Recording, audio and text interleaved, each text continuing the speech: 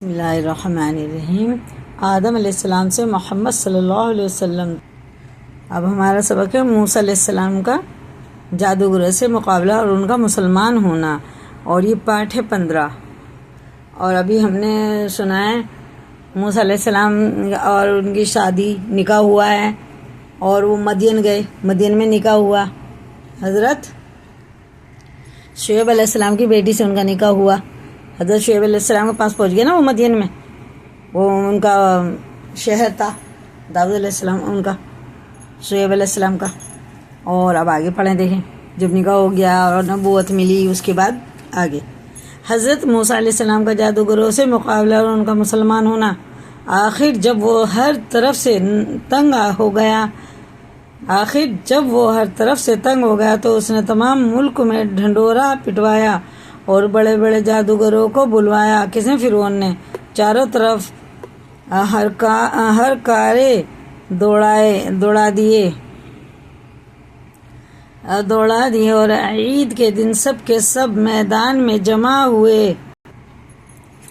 اب ایک طرف فرعون تھا، اس کے بعد درباری شاہی فوجیں اور اس کی قوم، اور دوسری طرف غریب اور بے کس اور مجبور، اور حضرت موسیٰ اور ہارون علیہ السلام تھے۔ اللہ کے سوا اور مدد دینے والا نہ تھا۔ جادوگروں نے نظر بندی کر کے اپنی رسیاں اور لاٹھیاں ڈال دی۔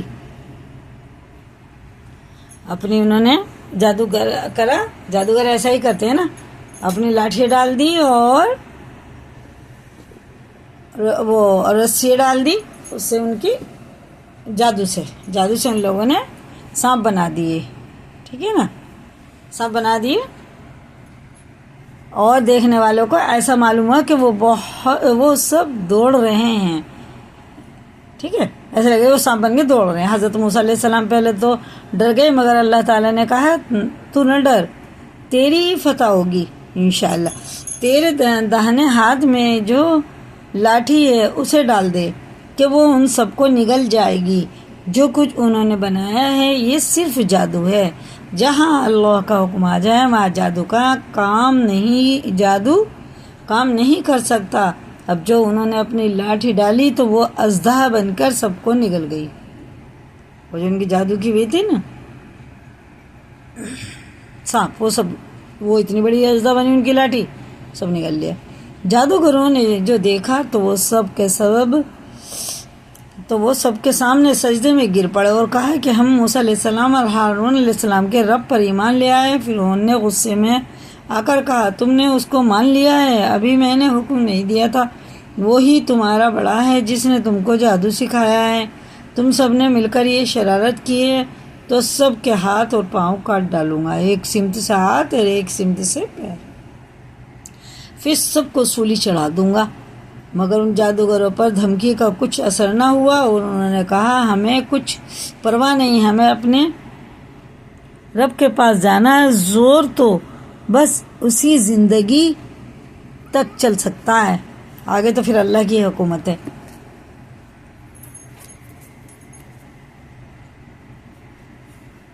جو کچھ تجھے کرنا ہے کر لے، اے ہمارے پالنے والے، ہم تجھ پر ایمان لے آئے۔ جب ہم پر یہ مصیبتیں آئی تو ہمیں صبر دینا اور دنیا سے مسلمان ہی اٹھانا۔ اب انہیں جادوگروں کو کیسے پتہ چل گیا اللہ کے بارے میں؟ کیونکہ موسیٰ علیہ السلام نے پہلے تعلیم کی تھی، پہلے اللہ کی تعریف بیان کی تھی، اللہ کی حمد کی تھی، اللہ کے بارے میں بولا تھا، تو اس لیے وہ سمجھ گئے۔ وہ جادوگر تھے، وہ جادو کو بھی جانتے تھے، اور جو جادو نہیں اسے بھی جانتے تھے۔ اب دیکھا کہ ہمارا تو جادو ہے اور یہ موسیٰ علیہ السلام کا تو جادو نہیں ہے، وہ تو اصلی ہے، تو یہ تو اللہ کا قدرت کا کرشمہ ہے، اس لیے وہ پہچان گئے، ٹھیک ہے نا۔ وہ انہیں پتہ چل گیا یہ فرعون کچھ بھی نہیں ہے اور اللہ ہی سب کچھ ہے۔ اور وہ ڈرے ہی نہیں فرعون سے۔ فرعون نے ان جادوگروں کو جو مسلمان ہو گئے تھے سولی پر چڑھا دیا اور ان کے ہاتھ پیر کٹوا دیے۔ اس نے کہا یہ تو سب مل کے آئے، موسیٰ علیہ السلام اور یہ سب ملے ہوئے ہیں۔ اتنی تکلیفوں کے ہوتے ہوئے بھی وہ ایمان پر قائم رہے۔ اس واقعے کے بعد بھی فرعون کی قوم اللہ تعالیٰ پر ایمان نہیں لائے اور اپنے غرور پر ہی اللہ تعالیٰ بڑا مہربان ہے، وہ بار بار اپنے بندوں کو سیدھی راہ دکھاتا ہے۔ اس کے بعد اللہ پاک فرعون اور اس کی قوم کو ڈرانے کے لیے طرح طرح کے عذاب بھیجتا رہا۔ کبھی لوگوں کی نصیحت کے لیے قحط ڈال دیا اور پیداوار کی کمی کر دی، مگر جب کبھی ان پر کوئی آفت آتی تو یہی کہتے کہ موسیٰ اور ان کے ساتھیوں کی نحوست ہے، نہیں مانتے تھے وہ جب بھی۔ پھر اور زیادہ سمجھنے کے لیے ان پر وبا، ٹڈیاں، جوئیں، اتنی ٹڈی وبا ہو گئی انہیں، اور جوئیں ان کے ہر جگہ جوئیں، مینڈک اتنے کھانے میں، پینے میں، سونے میں، ہر جگہ ایسی جوئیں، ہر چیز میں، کھانے پینے کی چیزوں میں بھی، ہر چیز میں۔ اور خون کی نشانیاں بھیجی، خون، پانی بھی خون بن گیا، ہر چیز میں خون پیتے تو وہ خون ہو جاتا تھا۔ اور پھر موسیٰ علیہ السلام سے کہہ رہے تم اسے ہاتھ لگا دو، موسیٰ علیہ السلام کا ہاتھ میں تو خون نہیں ہے، پانی ہے، اور جب وہ پیتے تو خون بن جاتا تھا۔ اور پھر کہتے تم وہ ان کے ہاتھ میں جا کے منہ سے لگا دے تو خون، وہ پیاس سے اتنا پریشان ہو گئے موسیٰ علیہ السلام، ایک طرف برتن میں تم پیو، ایک طرف سے ہم پیتے ہیں، تو شاید ہماری یہ نحوست ٹل جائے، یہ عذاب ہم سے ٹل جائے۔ ایک طرف موسیٰ علیہ السلام منہ لگا کے پی رہے برتن سے، ایک طرف سے وہ پی رہے، لیکن موسیٰ علیہ السلام پی رہے تو پانی جا رہا ہے ان کے منہ میں، وہ پی رہے تو خون۔ مگر جب کبھی ان پر کوئی مینڈک اور خون کی نشانیاں بھیجی، مگر جب کبھی ان پر کوئی عذاب آتا تو حضرت موسیٰ علیہ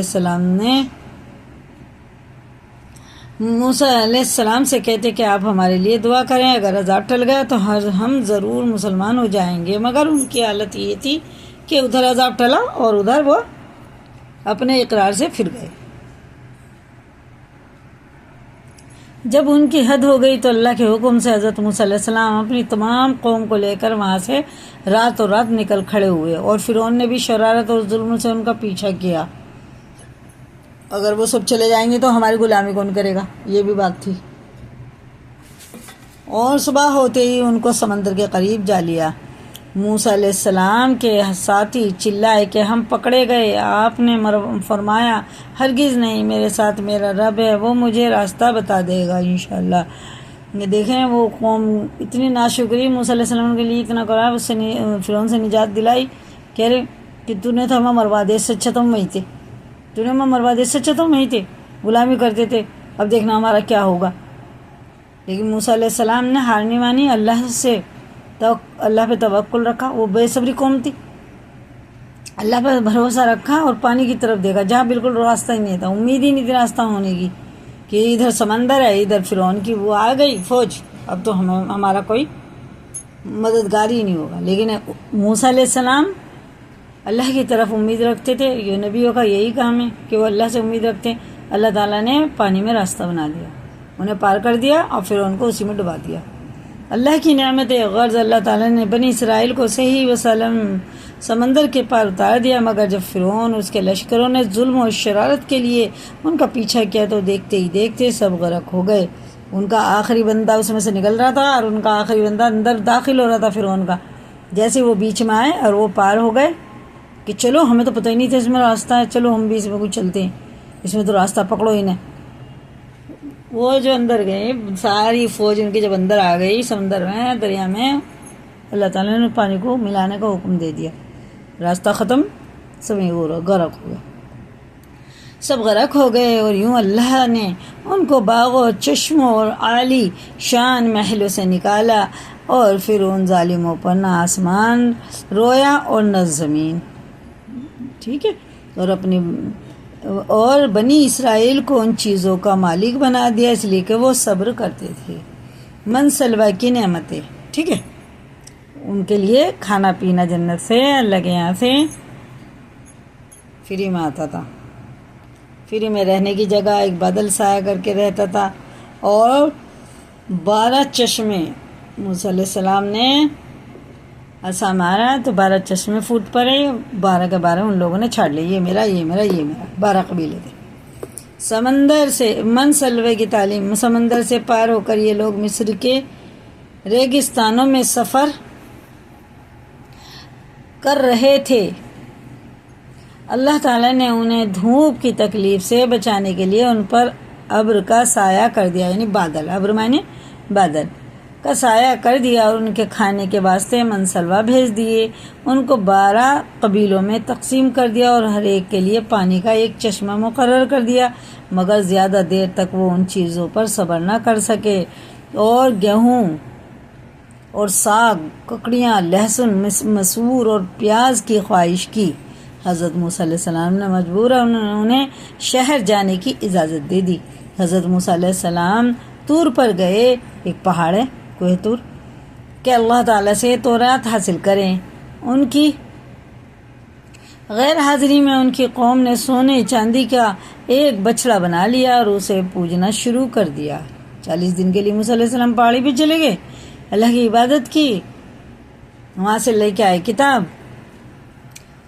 اور انہوں نے سامری نے سب عورتوں کے زیور اکٹھے کرے اور ایک بچڑا بنا دیا اور وہ اسے پوجنے لگے، لیکن وہ اپنے بھائی کو چھوڑ کے گئے تھے ان کی نگہبانی کے لیے۔ حضرت ہارون علیہ السلام نے انہیں بہت سمجھایا مگر وہ نہ مانے۔ آخر تنگ آ کر وہ چپ ہو گئے کہ کہیں ان میں زیادہ اختلاف نہ ہو جائے۔ طور سے واپس آ کر موسیٰ علیہ السلام نے ان لوگوں کو بتایا کہ تم نے بہت برا کیا، سب نے اپنے گناہوں کا اقرار کیا اور آئندہ کے لیے توبہ کی۔ بنو اسرائیل کی سرکشی۔ ایک مرتبہ بنی اسرائیل نے حضرت موسیٰ علیہ السلام سے کہا کہ ہم آپ کی کوئی بات نہ مانیں گے جب تک ہم اپنی آنکھوں سے اللہ تعالیٰ کو نہ دیکھ لیں۔ اس کام کے لیے انہوں نے اپنی قوم سے 70 آدمی چن لیے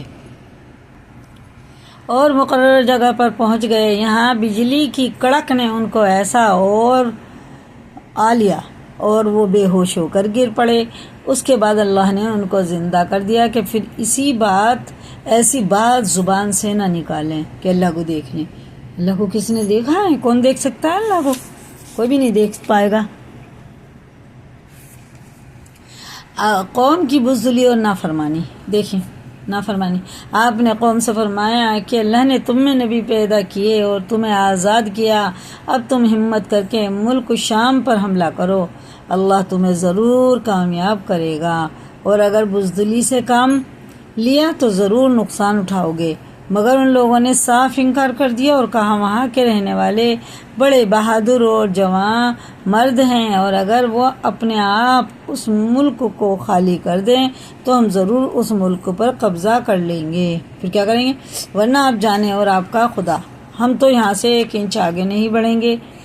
آپ ان کا جواب سن کر بہت ناراض ہوئے اور دعا کی، اے میرے پروردگار، مجھے میرے بھائی کو ان نافرمانوں سے الگ کر دے۔ اللہ تعالیٰ کی طرف سے ارشاد ہوا کہ تم ان بدبختوں سے رنج نہ کرو، ہم نے 40 سال تک ان کا داخلہ ملک شام میں بند کر دیا ہے، یہ جنگلی میں بھٹکتے پھریں گے۔ 40 سال تک اسی جنگل میں بھٹکتے پھرے وہ لوگ۔ اللہ تعالیٰ نے ان پہ ایسا عذاب بھیجا۔ حضرت موسیٰ علیہ السلام کی حضرت خضر علیہ السلام سے ملاقات، یہ ہم کل پڑھیں گے انشاءاللہ۔ اسی کو آپ یاد کریں، لائک کریں، شیئر کریں، موسیٰ علیہ السلام کا پورا قصہ سنیں، بہت ہم سب کو عبرت حاصل ہوتی ہے ان سب سے، نبیوں کے قصوں سے۔ اللہ تعالیٰ ہمارے کہنے سننے سے زیادہ عمل کرنے کی توفیق عطا فرمائیں۔ لائک کریں، شیئر کریں، سبسکرائب کریں۔ اللہ حافظ۔